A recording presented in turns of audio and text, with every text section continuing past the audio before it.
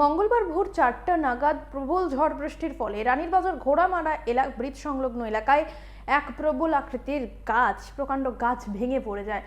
ফলে সাধারণত এই গাছ ভেঙে পড়ার কারণে যান চলাচল ব্যাহত হয়, তবে সৌভাগ্যবশত তখন সেই রাস্তা দিয়ে কোনো যানবাহন চলাচল করছিল না বা কেউ ছিলেনও না, সেই কারণে কোনো হতাহতের খবর নেই। তাছাড়া কোনো যানবাহনও ক্ষতিগ্রস্ত হয়নি। রাস্তার ওপর প্রকাণ্ড গাছ ভেঙে পড়ার কারণে যান চলাচল ব্যাহত হয় এবং জাতীয় সড়কে এই গাছ ভেঙে পড়ার কারণে জিরানিয়া এসডিএম অফিসে খবর দেওয়া হয়। Jirania SDM office, scout and guides এবং সিভিল ডিফেন্সের যৌথ উদ্যোগে গাছ কেটে সম্পূর্ণ রাস্তা পরিষ্কার করা হয়।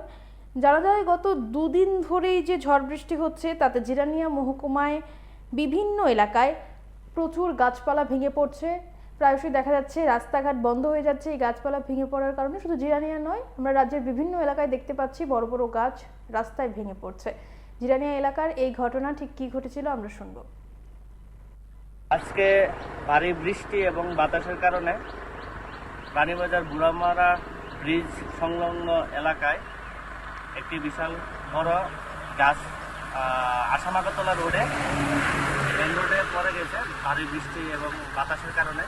তো ওইখানে আমাদের জিরানিয়া এসডিএম অফিসের কন্ট্রোল রুমে 24/7 এখানে অন ডিউটিতে থাকে।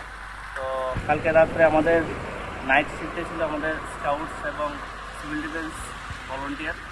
তো তৎক্ষণাৎ ভোর 5টায় আমাদের কাছে কন্ট্রোল রুমে কল আসে।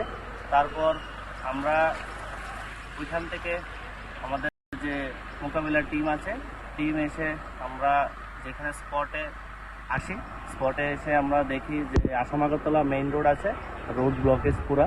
তো আমরা তৎক্ষণাৎ ওই গাছটাকে আমরা কাটিং করি এবং রোড ক্লিয়ার